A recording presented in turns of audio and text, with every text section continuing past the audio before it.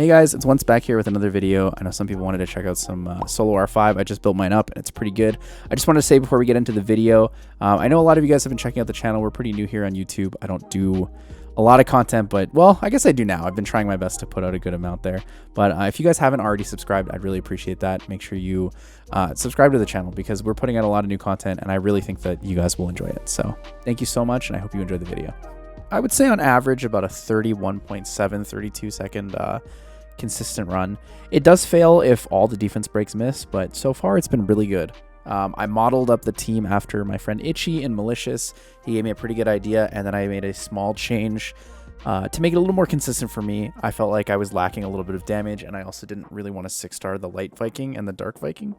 So I decided to go with this. It works really well. I know there's a little bit more of a free-to-play option here if you don't have the Fire Ryu. If you lack the Fire Ryu, I think if you need the branding, Fire Ken is really good, and you can use the Lauren for attack lead. The concept behind this team is that there is a pretty significant source of damage from the Belager, so the Belager is flat consistent, and then the right side team with the Teamups is a little bit more RNG, but overall, if you're able to get the branding up for the second stage, you can usually clear better. So I have enough damage on the first phase just between like all the different team ups. Even if Crow doesn't use his Scar, which is the skill 3, I have enough damage with my twins and stuff. So I've purposefully made my Fire Ryu in this situation slower than all of my damage dealers, including my crit damage Lauren, specifically so that it's more likely that he uses skill 2 immediately at the start of the second phase, so that I have enough damage even if, you know, I miss a defense break early on or if I don't get the right team ups on the dog team over there. But I'm just going to quickly go over the stats and then I will show you guys the runs at the same time. So I think what I'm going to do for this is I'm just going to overlay the video so you can see the stats and then you can also see the runs on the run timer at the same time. But yeah, something I want to mention, if you guys have any questions about the team, if you have any questions about, you know, what you're running, etc., feel free to ask. You know, you can come and ask in my Discord. You can ask me when I'm streaming.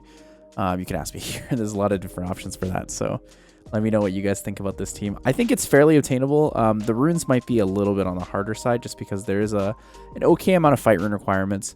But then again, you can always make a safer variation of the same team. You don't have to go for this crazy 30-second like focus. You can definitely slow it down and go for 40 seconds. If you're not quite at that level yet, you can run cleansers and healers on a safe team with a BJ5 and make it closer to a minute. You know, those are all totally viable options in situations like this. So BJ5 is pretty standard. BJ5 team. I will just show you the Jolton so you can see kind of he's just there for a little bit of extra damage. And then we have the Belager. So I tuned out my Belager to be higher crit for Guild Wars and Siege, but it also works really well in this team, so I can only run one crit lead. For artifacts, I'm running crit damage as good, crit damage as bad, with a higher focus on crit damage as bad, mainly because I feel like the amount of damage you need to deal is more important in second phase than it is on first phase, at least for me. And then for right side, attack increasing effect and a little bit of crit damage there. And with the left side team here, the concept is everybody's on will. I made it so the team's slow enough that the boss will always move first, just to get Fran's skill 3 off there. Ideally, you want a lower EHP unit just so that Fran guarantees to use attack buff. I don't think she derps with my current team, but it is possible. I haven't watched it every single run, obviously. The Light Viking is there because he does a similar concept to Jansen. So instead of reviving, what he does is he gives 50% attack bar boost as well as a 15% heal, which can be improved with skill ups, just to give your whole team that second turn without requiring crazy speeds on them. Yeah, so in terms of turn order, here's the Fran. She just really squishy, make sure she dies on the wave.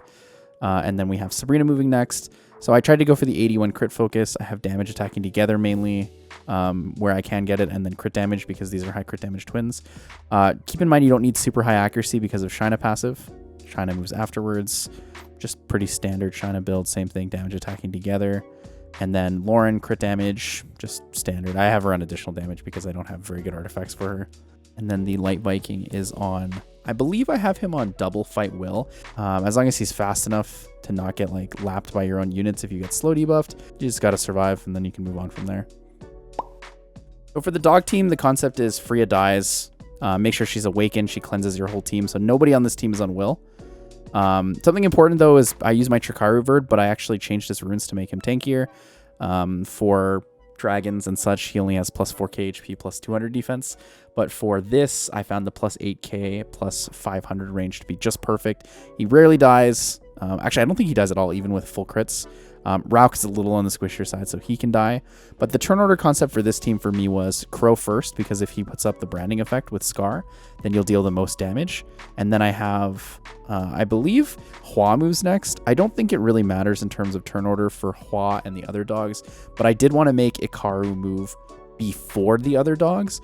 And the reason for that was because I felt like having the larger scale team up was more effective than the lower scaling team up. So, wow, 2 will speed grunts in this run. It's pretty good.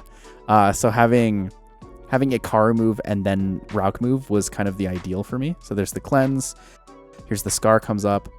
Burning Swing for some damage. The big team up.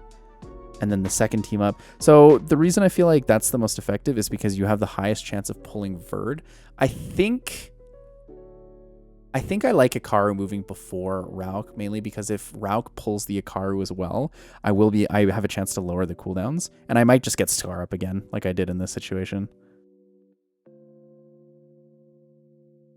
Yeah, so in terms of stats, turn order wise, we'll go with Crow first. So I have a little bit of accuracy on skill 3, damage attacking together, and crit damage. And then my Ikaru, so this is one of my Dragon's Ikarus. I picked the one with the highest accuracy, and I actually pushed up the defense a little bit higher so that I was able to team up without using extra determination sets. So he is damage attacking together, because no crit damage. And then my Rauk, Rauk has a little bit of skill 1 crit damage. I don't actually have extra accuracy for Rauk, so it's not the most ideal setup, but you know, it works. It works. I'm not really using Rauk for his skill 1 defense break. I'm mainly using him for his damage, so I'm not too worried. And when he team ups as well, he can't defense break on his own skill, so it doesn't really make a difference. I think finding the damage there on him is more important. And then we have the Hua, like I said before. Hua just on a kind of a weird broken build. I didn't really think it was necessary to force her onto like a fatal set or a rage set, so I just gave her a shield set and a fight set as a just in case. And then just a lot of skill 1 damage because of the team ups, damage attacking together. And then, like I said before, my Verd is damage attacking together as well as crit damage is good and crit damage is bad, with just a slightly tankier focus from the standard Dragons build. Yeah, overall, there's not too much with this team. I think you could make variations in this situation where instead of the Verd, some people use Carcano for defense breaks. Instead of the Hua, some people use Kali, attack buff, and then having her 2/8 stats for extra damage. For your other team where I have the twins here, I think instead of using Light Viking and Water Ryu, I think a Lulu is very viable if you're trying to use a team that survives a little bit longer. Some people also run 3 twins instead of the Lauren. I think that's also viable. I do think that if you run 3 twins instead of Talia, Melissa is probably the most viable, just because Talia can desync your runs, and Talia also takes an extra turn, which can drop you out of immunity. But if you're going to run 3 twins, I would suggest something like Fran, Sabrina, Shaina, Melissa, Lulu, and then another frontline tank. And for the dog team, there's a lot of different options for the dog team. Some people like running Verd, some people don't like running Verd. I think Verd is great if you already gave him a really good rune set, but obviously if you're not running Will in the whole team, you're basically forced to run a Freya. I know some people use the Lisa for the immediate cleanse, but I don't think it's as valuable just because of like the team ups, right? Like you're teaming up so many times, it just makes more sense to have less allies that would be useless for the team up, which in this case would be the Freya or the Lisa. Like you lower her cooldowns, but it's still not as relevant as just pulling your Hua or pulling your Verd for extra damage. Overall, I hope you guys like the team. If you have any questions, you can let me know, like I said, below in the comments, or you can ask me in Discord or on stream. Also, tomorrow is my birthday and Sunday's SWC, so I hope you guys have a chance to come by the stream or come by the SWC cast and let me know what you guys think.